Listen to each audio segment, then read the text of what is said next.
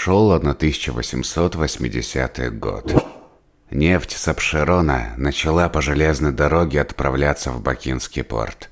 От Тифлиса к Баку прокладывалась железная дорога, чтобы связать с собой порты Черного моря и Каспия. На восточном Каспийском берегу жили туркменские народы, и они ни в какой форме не хотели признавать подданство к Российской империи. В то время шла борьба за влияние в Центральной Азии между Великобританией и Россией. Было решено организовать военный поход на восточный Каспийский берег, в Ахал-Текинский оазис, недалеко от Ашхабада. Но неудача предыдущего похода годом раньше показала, что без нормального снабжения войск в этих пустынях дело обречено на провал. Военный поход возглавил генерал Михаил Скобелев. Генералу Михаилу Анненкову было поручено возглавить работу по сооружению первой очереди железной дороги от Михайловского залива до Кизил-Аврата. Его правой рукой стал бывший однокурсник Михаил Иванович Хилков, и тот сразу приступил к делу. Общая протяженность этой дороги должна была составить 217 верст. Закаспийская железная дорога строилась в неимоверно сложных условиях. Она шла через песчаные барханы, солончаки и степи. Раскаленные рельсы прокладывались под палящим солнцем. Воды катастрофически не хватало. В помощь военным строителям присоединились вольнонаемные рабочие из российских губерний. Но они, не привыкшие к жаркому климату, безводью и местной пище, часто болели. Тогда было решено привлечь к этой стройке народ западного берега Каспия. Лучше всего здесь себя проявили армяне. Летучий песок, переносясь с места на место, засыпал и разрушал железнодорожное полотно, бараки для рабочих, приводил в негодность технику. Строители внедрили новый способ борьбы с движущимися песками. Кусты саксаула и гребенщика было решено садить вдоль возводимой железнодорожной трассы. И этот метод оказался чрезвычайно действенным. Война с текинцами продолжалась и во время строительства. Так что солдатам железнодорожного батальона не раз приходилось брать в руки оружие. Через год после начала строительства, 4 сентября 1881 года, из Каспия в Кизил-Арват прибыл первый паровоз. На местное население паровоз произвел неизгладимое, ошеломляющее впечатление. После 3 лет активной эксплуатации дороги в 1885 году стройка возобновилась, и уже в ноябре того же года первый паровоз пришел в Ашхабад. Всего за 4,5 месяца в тяжелейших условиях было уложено 205 верст пути. В июле 1886 года прибыл первый российский поезд в оазис древнего города Мерв. Дорога пошла дальше. Особенно труден был песчаный участок между Мервом и Чарджуем. Здесь барханный рельеф мог поменяться в корне в течение дня. Но дорога неуклонно продолжала строиться, завершив самый сложный участок магистрали по безводным просторам пустыни Каракум. Строители в конце 1886 года вышли к Амударье. Земли за Амударьей принадлежали на тот момент уже зависимому от России Бухарскому Эмирату. Договорившись с Амиром о продолжении строительства, железнодорожную ветку было решено вести до Самарканда. И сразу же перед строителями встала сложнейшая задача возведения моста через эту огромную реку. За 124 дня непрерывной дневной и ночной работы дело было сделано. Строители соорудили деревянный мост протяженностью 2660 метров. Такой длины деревянный мост на тот момент был первый в мире. Темпы укладки полотна все возрастали, и уже в феврале 1888 года первые поезда пришли в Бухару и Самарканд. А год спустя дорога пришла и в Ферганскую долину, в Андижан. Также в рамках проекта было решено провести ветку к важнейшему городу Средней Азии – Ташкенту. Закаспийская военная железная дорога стала первым опытом постройки такого масштаба военным ведомством. И этот опыт был весьма удачным. Средняя поверхностная стоимость составила всего 33,5 тысячи рублей. С учетом такой дальней транспортировки материалов, экстремальным климатическим условиям, проходящими боевыми действиями в районе строительства дороги, можно только восхищаться таким быстрым и дешевым сооружением дороги через песчаную степь и безводное пространство пустыни. Успех предприятия был обусловлен благодаря исключительной энергии и героическому труду строителей, грамотному начальству, а также честному расходу казенных средств. Предприимчивые местные жители мгновенно оценили торговый потенциал этой железной дороги. Некогда военную железную дорогу начали использовать в мирных целях, и она стала приносить доход. Вот так в Среднюю Азию пришла железная дорога. В европейской части Российской империи железная дорога также разрасталась. К тому времени уже была построена специальная Екатерининская дорога, проходящая через Днепр и связавшая Донбасс с Кривбасом. Соединившись железной дорогой, Криворожское железо и Донецкий уголь дали импульс к дальнейшему развитию промышленности в этом регионе. Вместе с тем, Сибирь до сих пор не была соединена железной дорогой с остальной частью страны. Огромные территории были мало заселены. В 1860 году, после подписания Пекинского договора с Китайской империей Цин, Российская империя приросла территориями Приморья. Это не нравилось никому, кроме России. Угроза интервенции другой страны под каким-либо предлогом на эти территории была более чем реальна. Появилось все больше разговоров о так называемой «желтой угрозе». Стал четко виден подъем Японской империи и упадок Китайской. Назревала Японо-Китайская война. Строительство железной дороги в Сибирь нужно было начинать как можно быстрее, и это понимали все. В итоге на высшее рассмотрение попало 3 проекта железной дороги с разными начальными пунктами. Встал выбор в качестве начального пункта сибирской дороги между Тюменью, Миасом и Оренбургом. Самым коротким по отношению к Москве был северный вариант, идущий через Тюмень. Но тогда нужно было построить дорогу в 1000 верст от Нижнего Новгорода до Перми. Южный вариант проходил по незаселенным степям и был самым длинным. Выбор комиссии остановился на варианте, бравшем начало в Миасе. И далее через Челябинск, Курган, Петропавловск, Омск до Нижнеудинска. Всю огромную магистраль разделили на участки. Но строительство Транссибирской магистрали было решено начать с конца. Началу работ по постройке уссурийского участка Сибирской железной дороги Александр III придал смысл чрезвычайного события в жизни империи, о чем свидетельствует текст рескрипта на имя наследника российского престола. 19 марта 1891 года в 10 часов утра в 2,5 верстах от молодого города Владивостока 23-летний цесаревич Николай Александрович, выполняя указания своего отца, принял участие в закладке первого камня железнодорожного вокзала, а также высыпал первую тачку земли на полотно будущей дороги. Так началось это грандиозное и трудное строительство. От Владивостока повели пути в сторону Хабаровска. А 7 июля 1892 года состоялась торжественная церемония начала встречного движения от Челябинска.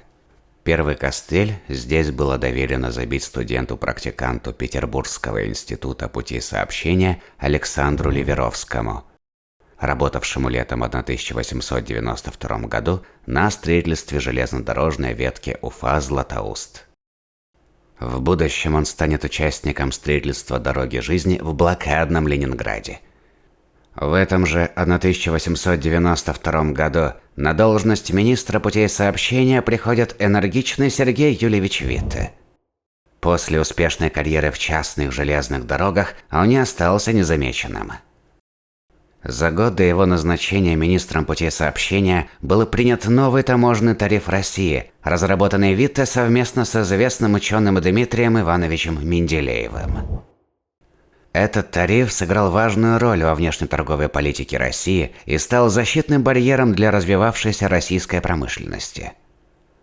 Через полгода Витте занял новую должность в правительстве – министр финансов. И теперь сложилась интересная кадровая ситуация. До того всю недолгую историю железных дорог в России обычно между собой соперничали Министерство путей сообщения, которое хотело потратить государственные деньги на развитие транспортной инфраструктуры, и Министерство финансов, которое казенные деньги тратить не хотело. Теперь получилось так, что у финансового руля страны стал бывший железнодорожник, разбиравшийся во всех тонкостях строительства и управления железными дорогами, перед которыми поставили задачу, помимо прочих, построить самую протяженную железную дорогу в мире. Но деньги на строительство сибирской дороги, особенно на начальном этапе, удавалось выхлопотать не всегда. И Витте сумел убедить императора Александра III избрать цесаревича Николая председателем комитета по строительству сибирской железной дороги.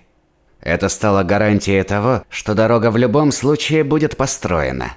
После такой протекции процесс строительства Транссиба уже было не остановить. Теперь нужно было собрать армию землекопов и инженеров, которые протянули бы железную дорогу сквозь необъятные просторы Сибири и построили бы самую длинную в мире магистраль. А тем временем в 1894 году долгожданная железная дорога наконец дошла и до Казани. Также дорога была проведена в Уральск, Камышин и Петровск, ныне Махачкалу. В этом же 1894 году на престол вступил последний император России, Николай II. Этот год был богат на события. В том же 1894 году началась Японо-Китайская война, в которой Япония без особого труда вышла победителем, закрепив свое влияние в Корее. В 1895 году по рекомендации Витте на пост министра путей сообщения пришел уже знакомый нам по строительству Закаспийской дороги Михаил Иванович Хилков. Теперь Транссиб действительно начал расти. Прежде всего, наконец была соединена горнозаводская Уральская железная дорога с общей сетью. Уральские металлургические заводы получили огромное количество заказов для Транссиба, и уже на следующий год ветку через Омск довели до могучей сибирской реки Обь. Что касается маршрута конца западносибирской дороги, строительством которой руководил Михайловский, и начала Среднесибирской под руководством Меженинова, негодование и непонимание вызвало решение проложить дорогу, минуя Томск, наиболее крупный город в Центральной Сибири. К тому же через Томск всегда проходил Большой Сибирский тракт. Дело в том, что Томск располагался среди тайги и болот, образовавшимися вследствие паводков на реке Обь. Решено было пустить туда только ответвление от главной магистрали, а саму дорогу пустить по более геологически выгодному и короткому маршруту. Если бы не такой выбор, то город, образовавшийся на пересечении Оби и Транссиба, не стал бы таким, каким есть сейчас. Новониколаевск. Так его тогда назвали. Самым сложным участком Транссибирской магистрали, который предстояло построить, была Кругобайкальская дорога. Так называемая «золотая пряжка стального пояса России». Столкнувшись с огромными сложностями в ее постройке, было решено закупить в Англии огромный паром-ледокол водоизмещением 4200 тонн. Назовут его «Байкал», и на первых порах, пока ветку в обход озера не построят, будут осуществлять транспортировку поездов паромом. Строительство Кругобайкальской линии началось в 1899 году под руководством главного инженера Савремовича. Изначально планировалось соорудить понтонный мост, позволивший провести железную дорогу к Иркутску и далее вплотную к озеру Байкал, к поселку Листвянка. Но Ангара, единственная река, вытекающая из огромного Байкала, эти планы поменяла. Она оказалась куда более оборной и неукротимой, чем казалось сначала. Железной дороги в Иркутске нет по сей день. Предполагалось, что дальше Забайкальский участок дороги протянется на 1130 километров от станции Мысовая на восточном берегу Байкала через Верхнеудинск, нынче Улан-Удэ, до Светинска через Читу, столицу Забайкалья. В 1897 году медленно, но верно восточная часть Транссиба соединила важные дальневосточные города Владивосток и Хабаровск. До появления железной дороги процесс заселения Сибири шел медленно и был сопряжен со многими опасностями. В 1898 году Транссиб дошел до Красноярска, а также Томск получил свой утешительный приз – второстепенную ветку. На следующий год дорога дошла до Иркутска. В целом от Челябинска до Иркутска было построено 635 однопролетных и 23 многопролетных мостов. И вот, Сибирская железная дорога встала на распутье, как и вся Россия. Куда вести железную дорогу дальше? Было решено путем дипломатических усилий провести железную дорогу от Читы до Владивостока по самому короткому пути. Прямиком через соседнее государство. С началом строительства в 1897 году китайско-восточной железной дороги Россия подняла ставки. Ведь железная дорога, как уже показала практика, это не просто инструмент транспортировки грузов. Это огромный комплекс развития региона, который к тому же можно использовать и в стратегических целях. Ведь китайская восточная железная дорога не ограничивалась постройкой транзита Чита-Владивосток. От ЖД-узла Харбина дорога направилась в порт Артур и порт Дальний. Задумка была очень хорошей. Транссиб с веткой китайской восточной железной дорогой получал уже мировое значение. Но как Вита не пытался отговорить молодого императора, в декабре 1897 года русская боевая эскадра вошла в порт Артур под предлогом защиты порта от немцев. И постфактум, в 1898 году было подписано соглашение об аренде России незамерзающего порта Артура и всего Квантунского полуострова на 25 лет. Данная картина мира никак не устраивала Японскую империю. Началась подготовка к войне. Тем временем первый участок Среднесибирской дороги от Новониколаевска до Красноярска был открыт в январе 1898 года, а годом позже регулярное сообщение осуществлялось уже на всем пути до Иркутска. На протяжении всего строительства Транссиба ощущалась нехватка рабочей силы. Особенно с кадрами было тяжело на Среднесибирском участке. На валку леса, строительство земляных сооружений и мостов из иркутской тюрьмы были отправлены 1500 арестантов.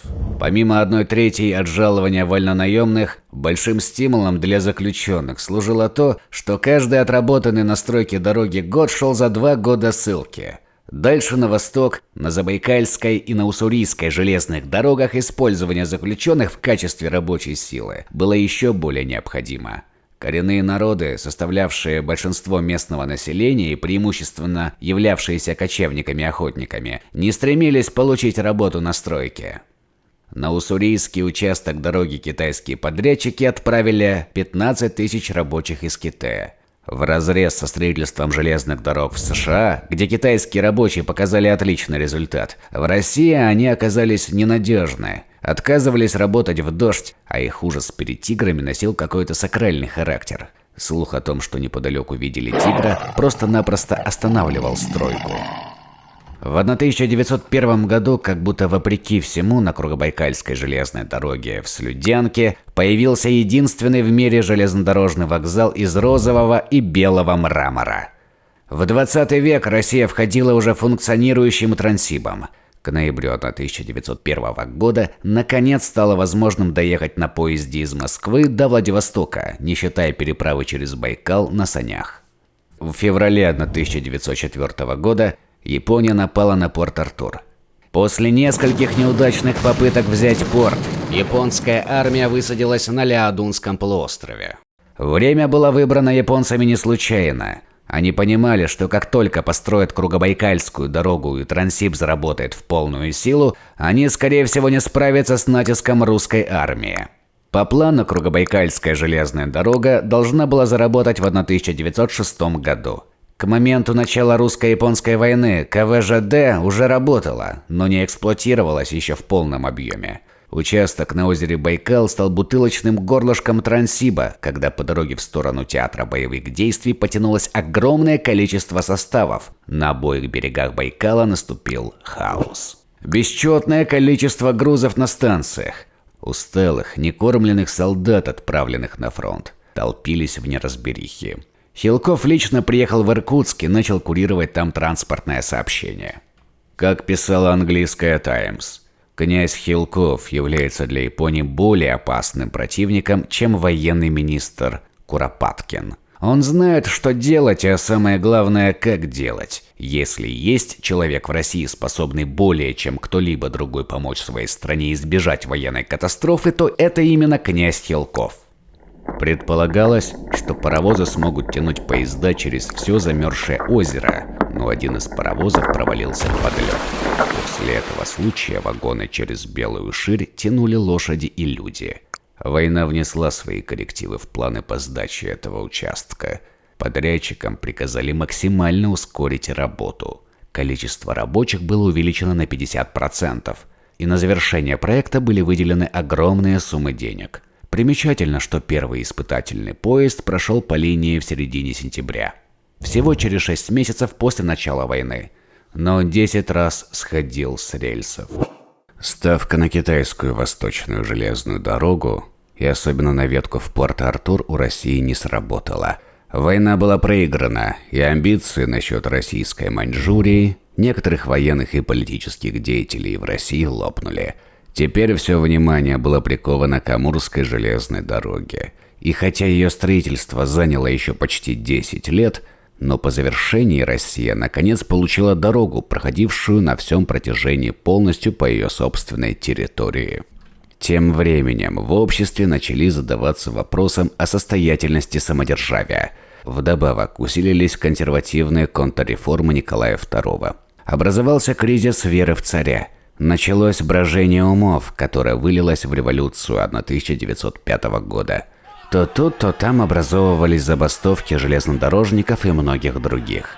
Ситуация выходила из-под контроля. В ноябре того же года, на тот момент, председатель Совета министров Витте издал манифест, а также следующий за ним указ об отмене выкупных платежей, суть которого была в том, что выкупные платежи на землю крестьянам уменьшались в 2 раза. На следующий год и вовсе отменялись. Многими эти реформы показались актом слабости.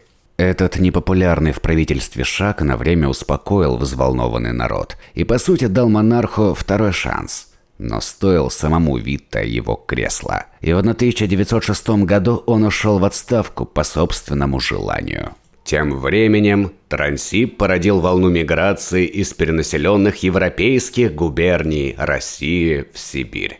Программу заселения Сибири разрабатывал и курировал Анатолий Николаевич Куламзин. Хотя рост численности населения Сибири начался до строительства Транссиба, с его окончанием темпы резко увеличились и приобрели стихийный характер после постройки в 1896 году первого западносибирского участка. По поводу условий, на которых переселенцам должно было быть позволено обзаводиться землей, были споры в правительстве. В то время как в европейской России появилось лишь первое поколение условно освобожденных крестьян, в Сибири никогда не было крепостного права. До появления железной дороги Сибирь населяли преимущественно кочевые племена, а переселенцев считали государственными крестьянами, так как почти вся земля находилась в собственности государства. Там не было ни крупных землевладельцев, ни знати, в отличие от их коллег в европейской России. В период между 1906 годом и началом Первой мировой войны в 1914 году в Сибирь прибыло более 3 миллионов человек, причем пик миграции пришелся на 1908 год, когда средний показатель притока мигрантов составлял 15 тысяч человек в неделю. Самым быстро растущим городом был Новониколаевск, население которого увеличилось с 764 человек в 1893 году до 26 тысяч к 1905 году и до более чем 100 тысяч к моменту Октябрьской революции 1917 года. Основным фактором, почему люди совершали столь сложную миграцию, была дешевая земля без наместников, на которой можно было спокойно работать и не зависеть ни от кого, кроме государства, которое к тому же давало суды на эту землю. Иногда люди приезжали целыми деревнями. Благодаря притоку в те 20 лет, что предшествовали Первой мировой войне, 5 миллионов переселенцев Площадь культивируемых земель в Сибири увеличилась вдвое. Поголовье домашнего скота возросло более чем в 3 раза, достигнув 38 миллионов голов. Неуклонно росло также производство пшеницы и ржи. За 10 лет количество сливочного масла, производимого в регионе, увеличилось в 5 раз. Сибирь становилась на ноги. В Сибири начали выращивать хлеб, да еще как. С целью оградить земледелие Европейской России от возможного наплыва сибирского хлеба в 1893 году был введен Челябинский тарифный перелом, удваивающий тариф для сибирского зерна. Несмотря на это, сибирские крестьяне вывозили 50 миллионов пудов в год высококачественной сибирской пшеницы. Прирост численности городского населения в Сибири превосходил даже общие темпы по стране. И за 20 лет, прошедших после открытия первого участка Транссиба в 1896 году, в таких удаленных друг от друга городах, как Омск, Чита, Красноярск и Иркутск, оно увеличилось вдвое.